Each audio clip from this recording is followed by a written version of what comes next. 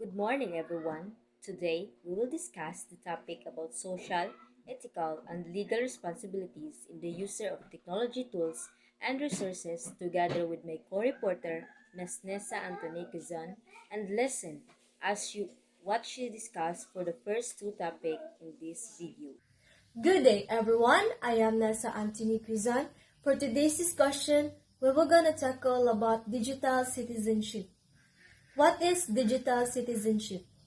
Digital citizenship education encourages children to use their knowledge, skills, and understanding to protect and promote human rights online, such as freedom, privacy, and security.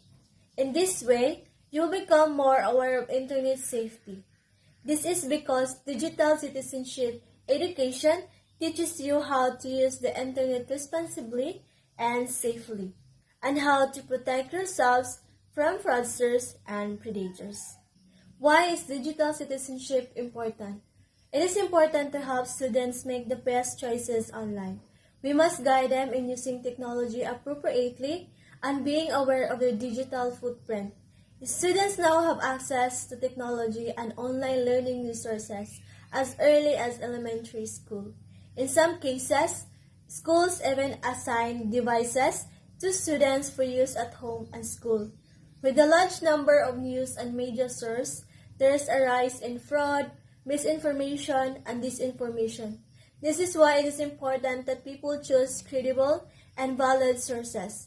It is important to note that digital citizenship allows citizens to use technology and humanity in a thoughtful and empathetic manner. What are the 9 elements of digital citizenship? As technology becomes more integrated into learning and instruction, it is essential to help students build positive digital experiences and become good digital citizens. The 9 elements of digital citizenship are: number one, digital access. Although we live in a digital era, not everyone has access to technology. As teachers, we should be aware of this digital divide. Not all students can afford a computer, a smartphone, and internet access. That's why educator needs to provide suitable and alternative for each student's needs. Number two, digital commerce. Digital commerce highlights the necessity to tackle safety issues related to using money in the digital world, because digital commerce involves in buying and selling of items online. Technology is also used in the classroom to teach students about the various career paths they could choose in the future. Understanding how electronic commerce works is a must, both as consumers and potential entrepreneurs. Number three, digital communication. Online communication has become so common that students forget they are doing so in a virtual space, where miscommunication happens often. The internet has given a voice to anyone who needs it. In turn, this requires empathy and appropriate reactions from its users. It's also about sharing information, expressing thoughts, and managing relationships online through chat, emails, and dating apps. Number four, digital etiquette. We should teach students to become digital fluent. Digital etiquette shapes their online behavior to respond positively to online content. In this way, their online attitude is reflected in the real world and vice versa. For example, respect others' privacy by not sharing personal information, photos, or videos that another person may not want published online. Number five, digital fluency refers to the process of understanding technology, including thinking critically about content, discerning fact from fiction, and making good media consumption choices. To differentiate between real and fake content, which can have a negative impact on the lives of your students, they need to learn which content is good for them and what they should avoid, leading a balanced life. Number six, digital health and welfare. Students should be taught to protect themselves and others from potential harm and ask for help if they need it. Making use of online resources is a plus, but everyone should be aware of the dangers as well. For example, common digital wellness practices include implementing screen time limits, wearing blue light blocking glasses to elevate eye strain, and muting notifications on mobile devices to prevent constant interruptions. Number 7, digital law. The online environment has room for positive and negative interactions.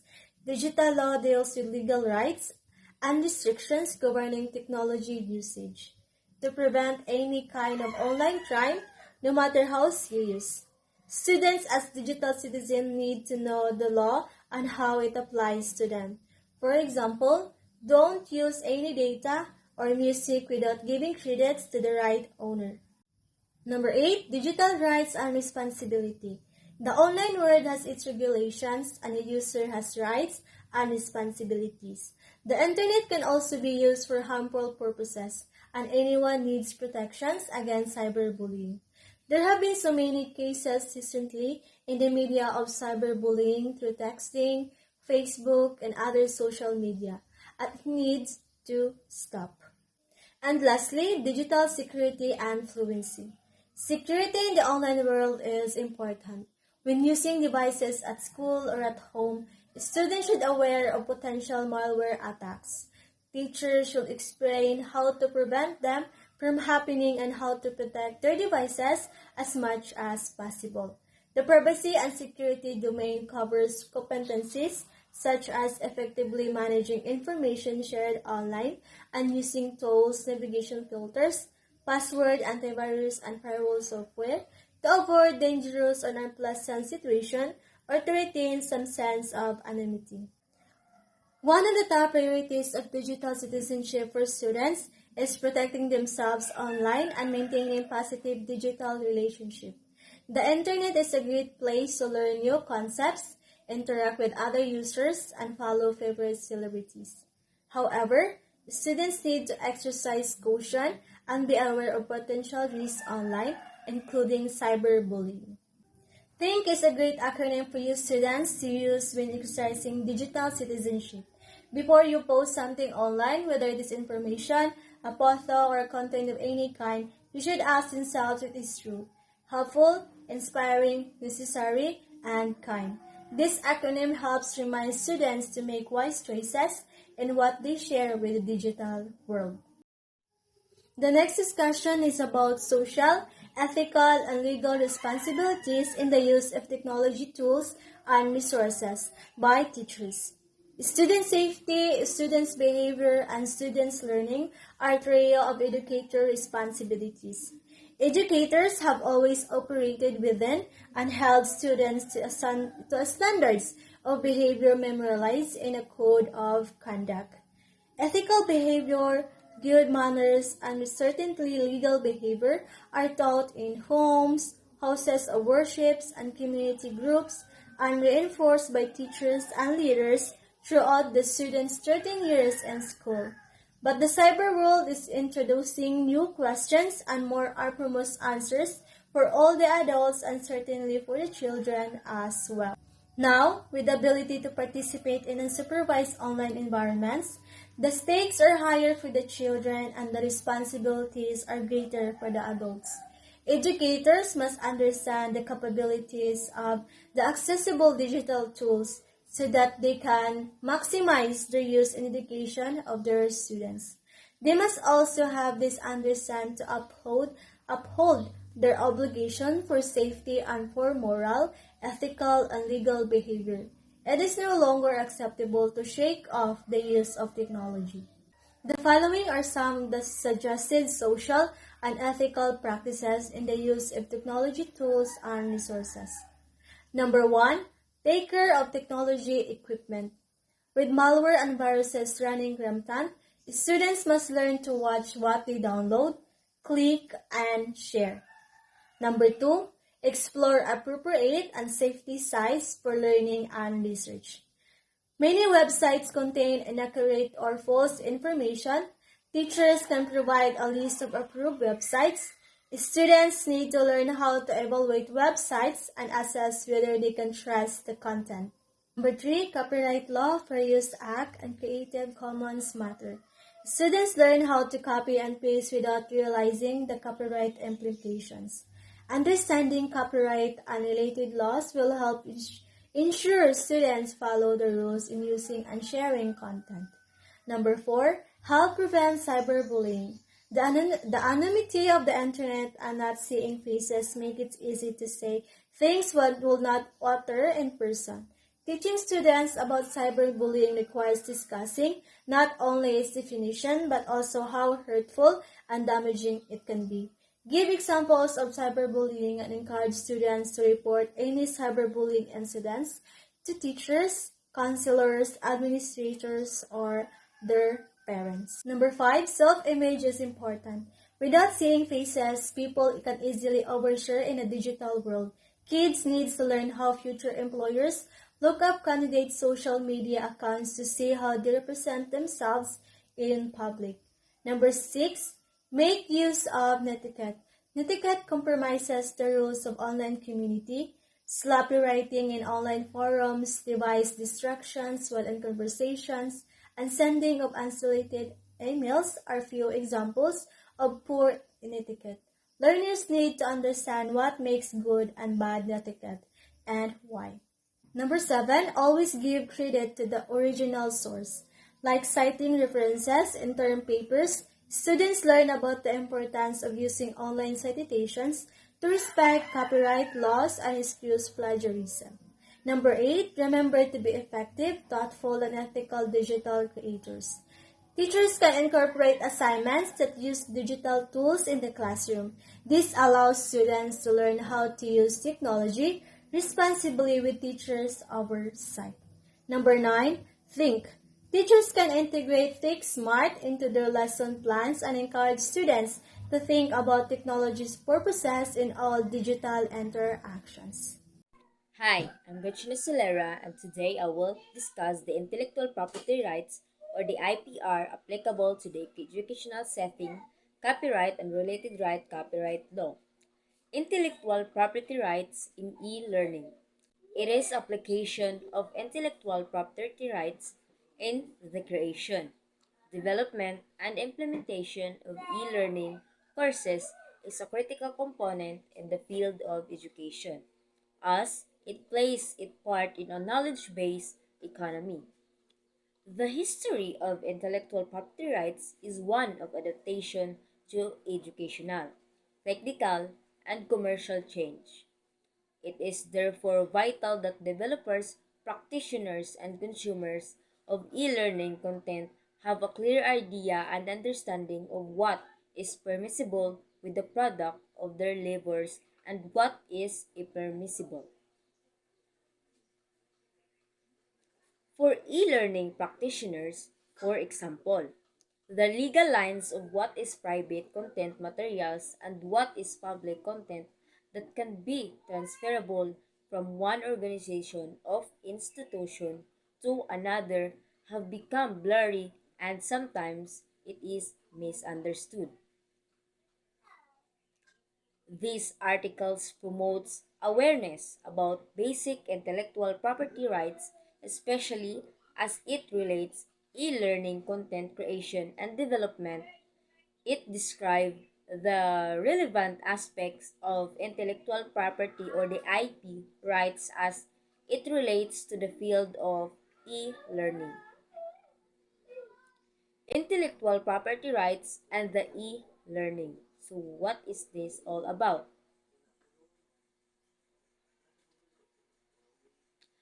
The issue of intellectual property rights is one of growing importance and increasingly permit discussions among e-learning experts.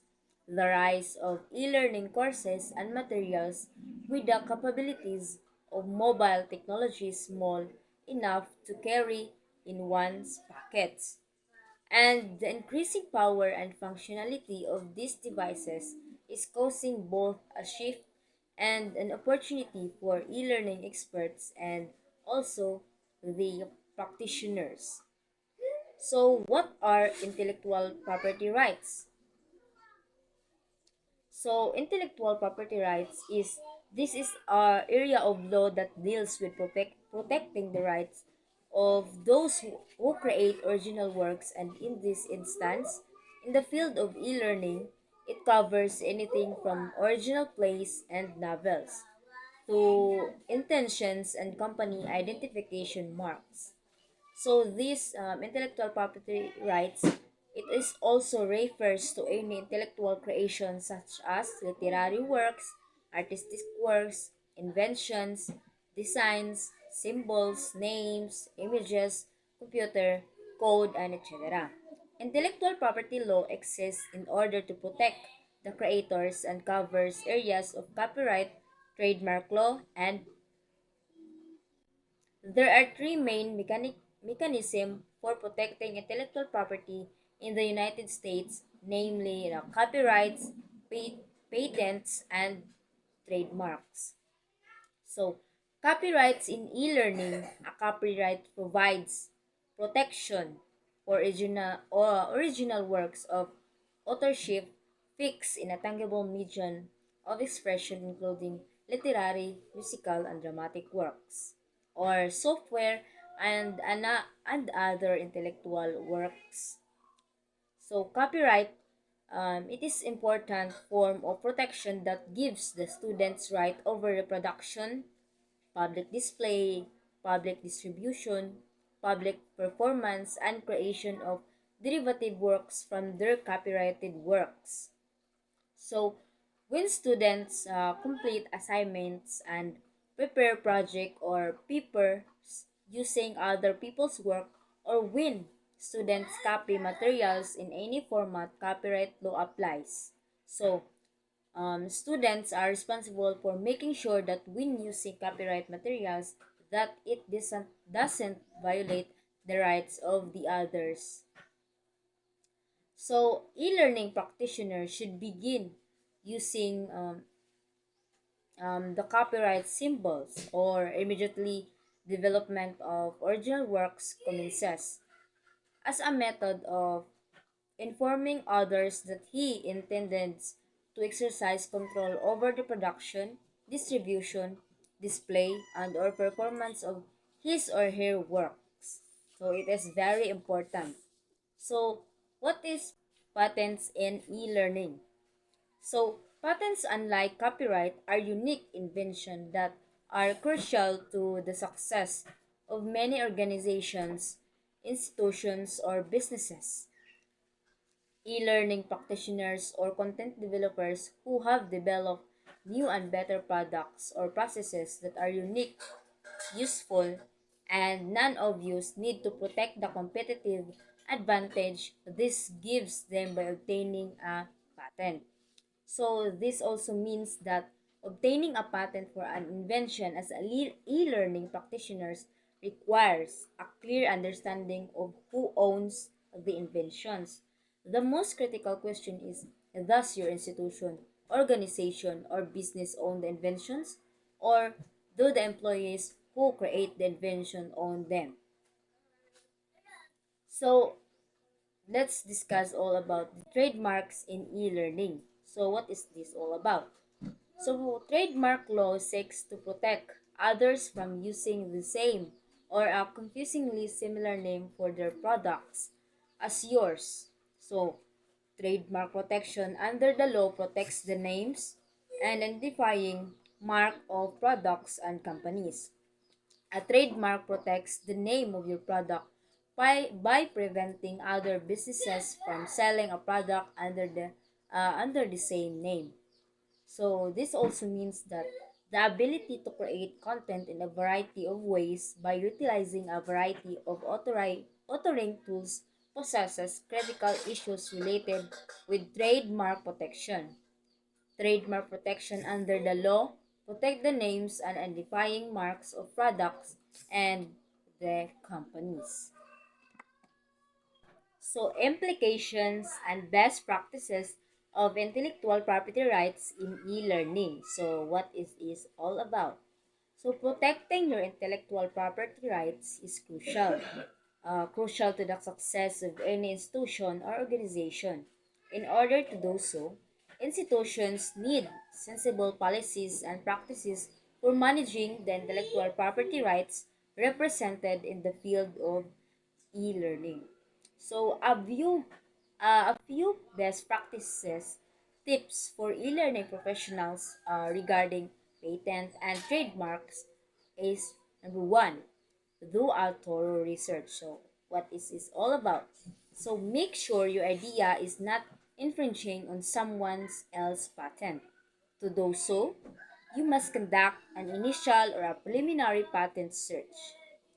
This tip will help ensure that your idea hasn't already been patented by someone else. So this also means that thorough research means at least three things: using all identifiable resources for the area or problem, using original records, not just published derivatives, indexes, databases, abstracts, and authored narrative can be wonderful resources. The second one is the prototype. So, what it is all about. So, it is beneficial to develop a basic prototype to determine your product's functionality. This ensures you have a close to final design when you do file for a patent. Trademarks. As a practitioner, it is important to be involved in a thorough clearance strategy by analyzing the mark for registrability and protectability to avoid using famous well-known marks, to conduct preliminary screening and order comprehensive searches. So this also means that a sample is an early sample model or release of a product built to test a concept or processes. It is a term used in a variety of contexts including semantics, design, electronics, and software programming. A prototype also is a generally used to evaluate a new design to enhance decision by system analysts and users. Good day, everyone. I am Gretchen Solera, and today I will discuss the cyber safety. But first, I will ask what is cyber safety. So, cyber safety it is a safe and responsible use of information and communication technologies such as the internet, social media, online games, smartphones, tablets, and other connected devices. Cyber safety education provides students with the knowledge and skills they need to stay safe in online environment. It is about keeping information safe and secure, but also about being responsible with that information, being respectful to other people online, and using good internet etiquette. These behaviors protect personal information and reputation and include safe practice to minimize danger from behavioral based rather than hardware and software based problems. Some rules must be followed to guarantee the success of online navigation. It is important for parents and educators to teach children to follow these rules. The main goal in teaching in cyber safety is to help children recognize online risks, make informed decisions, and take appropriate actions to protect themselves. Here are the five rules in cyber safety. First, research before you register. Second, discriminate. Third, think before typing. Fourth, required ID. And last, trust your guts. The rule number one is research before you register. This is before joining any online community. Find out if the host site offers settings that will allow you to control who can view your profile because different sites offer different levels of protection. Research more about the thing you are about to register. Know if it's legit or if it's recognized well. Gather some information and then you can contemplate whether you are going to register or not. Second is discriminate what it is. Stick to online activity that doesn't require your full name or contact information. Always be skeptical of a site that asks for your email. In parenting, if they had any children of any age, they need a strategy for how to keep your kids safe online. The internet can be a great tool for learning and entertainment, but children should always only look at age appropriate images, videos, and information. Run through the app and check if it is good for your children or not. Rule number 3. Think before typing. While connected, avoid mentioning any information that a third party could use to locate you or your school or the information. The internet gives us a better communication with the whole world. We are all one click away from being pulled into an information portal filled with erroneous, distracting, and at times dangerous materials. We are also one click away from making a public gaffe, mistakenly sharing information or not. The fourth one is required ID. As a rule of thumb, stick to messaging with people you actually know and never agree to meet in person with someone you found on internet. Identification required means an individual must provide a valid identity card or evidence of authorized personnel, signatory if under the company name or the trust account. Last one is trust your gut. If you encounter a situation that feels uncomfortable or wrong, there's a good chance that something up anytime you feel threatened by a person or in a situation. If you feel uncomfortable sending a message or picture that someone asks for, don't do it, especially if what you'd be sending is sexual. It might be illegal if you're under 18. Stop people who send nasty messages. Talk to someone if something upsets you online or someone wants to meet with you. Stop people who send nasty messages to you. The important thing is parents and educators need to learn how to deal with cyber environment so that they can provide support to the children. They also need to communicate with kids and check when they are online because we don't know if what sites they are opening. So, and that's all of our discussion, and we hope that you learn something. Thank you.